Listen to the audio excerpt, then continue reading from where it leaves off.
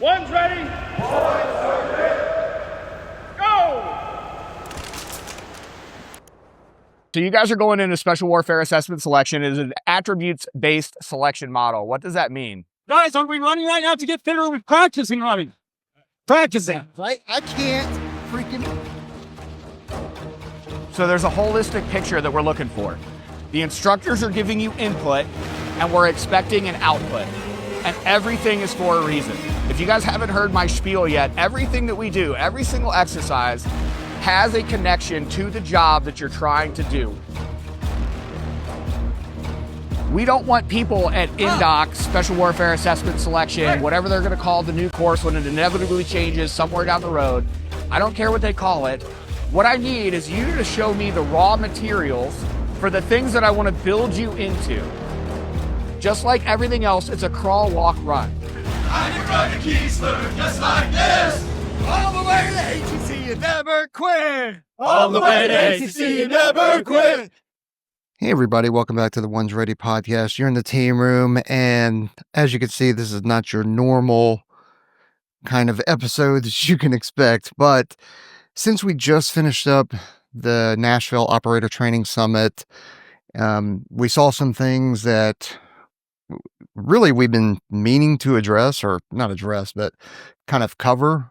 But now that I'm actually thinking about it and it's fresh in my mind, I wanted to make sure that you guys got the information. So before we get into that, though, we do have the Vegas Operator Training Summit coming up in December. 19 is your arrive date. On the 20th, which is a Saturday, is going to be all your land-based stuff, where we're going to take you through running, rucking, push-ups, pull-ups, sit-ups, mobility. We've got Taylor Starch. You guys, if you don't know him, he's world-renowned in terms of strength and conditioning, running, mobility.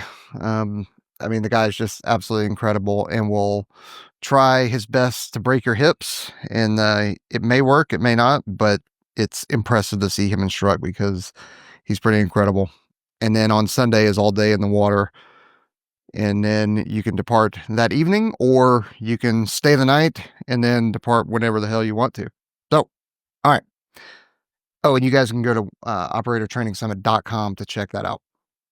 And then for the equipment, because you guys are going to need equipment before you come out to any of the operator training summits that we have, go over to onesready.com, top right hand side where it says prep and then partner discounts. Scroll down to the second one where you see Attack Elite. If you click on any of those links, it's going to take you to the Attack Elite website. And then if you don't have pop-up blockers enabled, a pop-up window will show up and it give you a generated promo code to get a discount.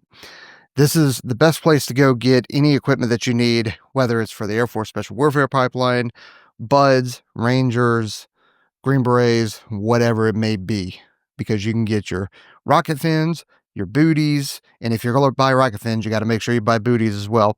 You can get high volume masks like you see here. You get snorkels, you can get ropes, everything that you need to make sure that you are prepped for the pipeline and for any of our operator training summits. And again, capitalize on the discount because that's why we set this whole thing up. All right. So you're going to see me fumble F my way through all of this. So bear with me, but one of the things that you're going to need is medical tape. Now, to be honest, I ordered this off of Amazon and they have so many different options on here, and I just clicked on it real quick and got it overnight delivery. You can kind of see how this is shiny, right? This is actually not the best tape to use on marking.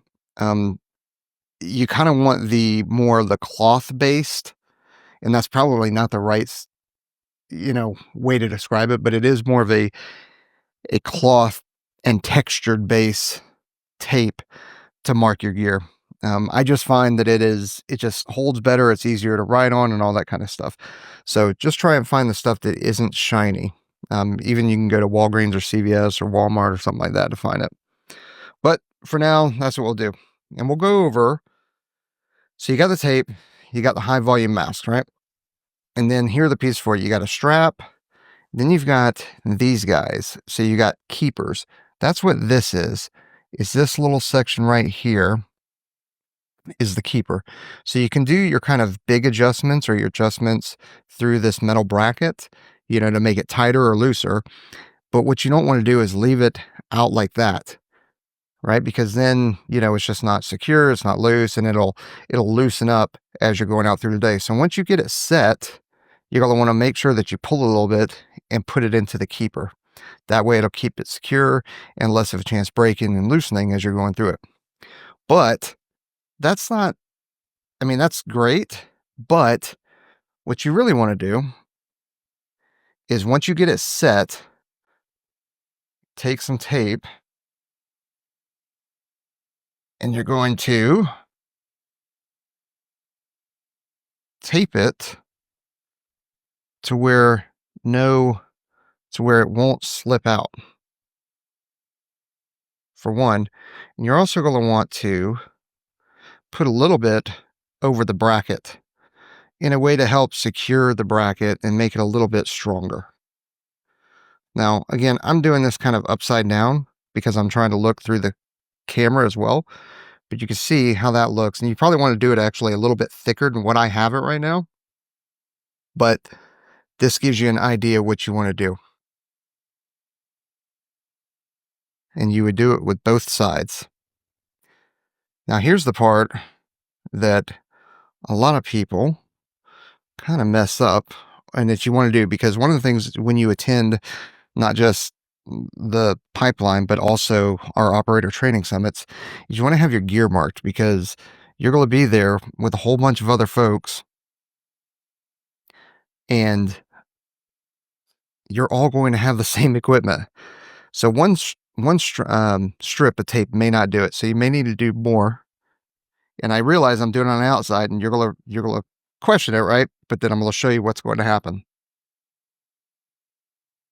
So I'm going to do a second set here, not too far down because I still want to be able to see out of this thing, right? And I'm going to push it down.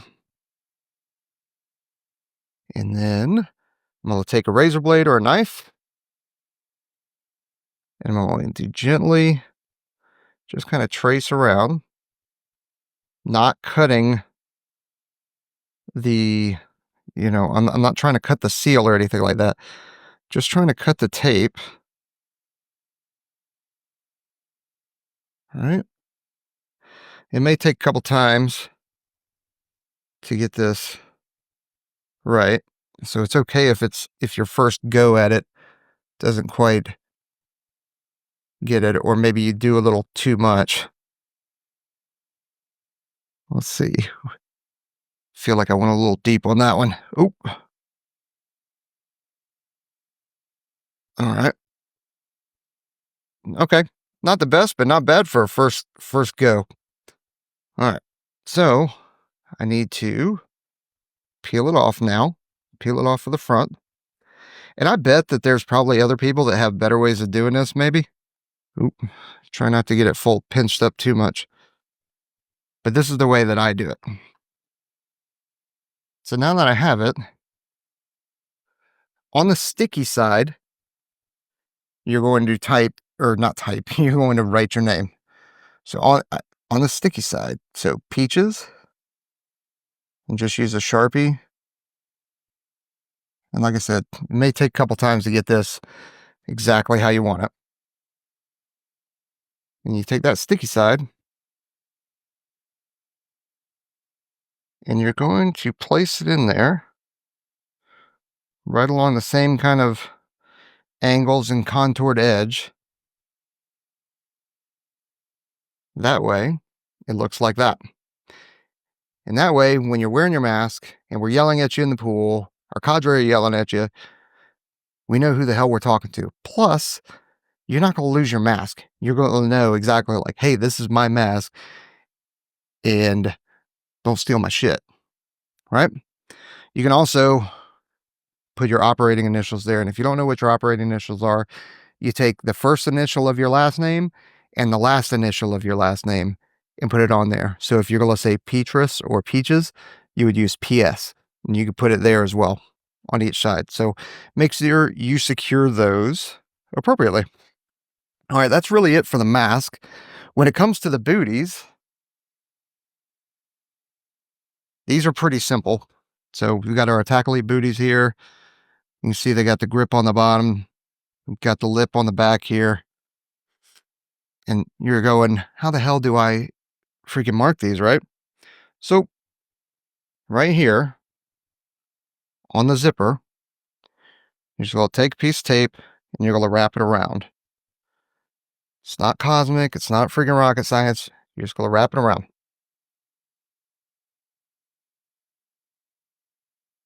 And again, this is pretty funny. You guys are watching me fumble F my way through this real time.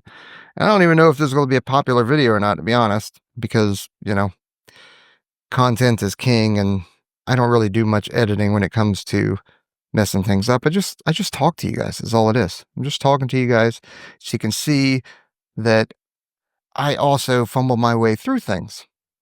All right. Just like that. So when I talked about your operating initials or whatever you want, because you're going to mark these however you want, but PS, peaches, right? So pretty simple enough. That's for the booties. You would do that for both of those so that you know whose equipment that you're looking at, that you're not worried about losing it or anything like that. Now, let's go with the rocket fins. You guys have seen these. If not, these are Attack Elite rocket fins. Rocket fins. Same kind of concept as the mask, right? You have the straps, you have the keeper here, you got the metal bracket. So what you need to do is you need to find what size you are, and not the size when they're like this. You need to try it on when you have them in the keeper like this, because it adds a little bit of length when you have them in the keepers. So make sure they fit. And same kind of thing is once you find that right size, get yourself some tape, get it in the keeper, just like that, and slip some tape behind there, or maybe before you get in the keeper, and probably a little bit more tape than that, just to make sure it's nice and thick. But do that to mark, or not to mark it, but to secure it. And you do both sides and you do both fins. And the other thing you can do, and my tape's splitting. Boy, this is not great tape that I got. Is on the back of the strap. Now this is for marking. This is not for securing or anything like that. On the back of the strap, you can put 1 or 2 strips on here. And you can just put your name. Or you can put your operating initials, however you want to.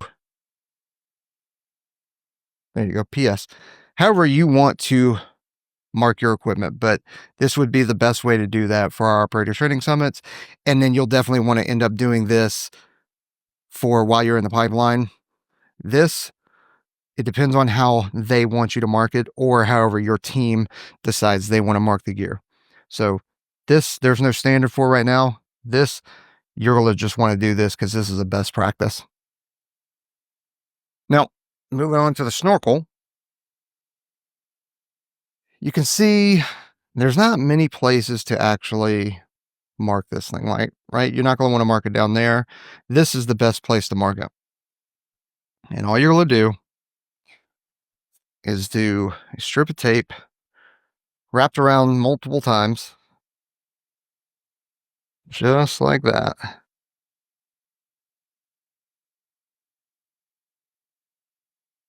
All right. And then however you want to mark it again. Full name, operating initials, nickname, whatever you want. I don't want you guys stealing my shit.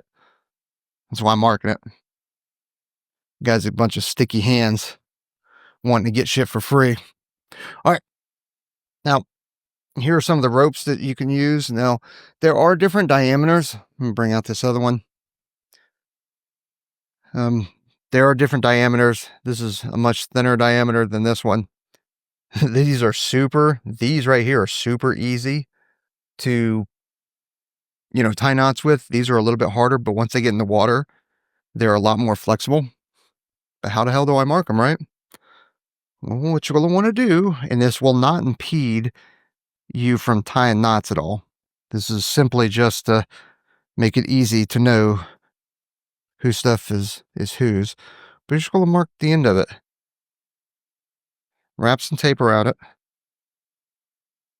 And again, you're not required to have rope for the operator training summits. We don't, at least right now, we're not doing any kind of knot tying. But you should be practicing tying knots and getting yourself some rope. And again, you can find that at Attacklate, because that's who I got this rope from. Okay, so now I've got both ends tied. And if you have 2 ropes, do it with all of them. And then you just go PS, PS. And now you're marked. It's that simple. Nothing crazy. All right. Let me get everything else here. That way you can see. And again, I haven't marked everything, or I haven't secured everything, because I'm just showing you. You don't need to walk with me while I do every single little piece, but you can see how we've marked everything. And that's easy. That's how you do it. So, as usual, don't forget to like, subscribe, hit that notification bell, leave us a comment if there are other ways. Like the other equipment other than the mask is pretty simple, but if you have found a different way to mark this, instead of putting it on the front, cutting it out, and then putting it on the backside, like, let me know.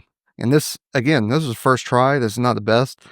I would actually probably do this over again if I was going someplace with this, because I'd make sure that I get it all filled out here, and not folded up here like I have it.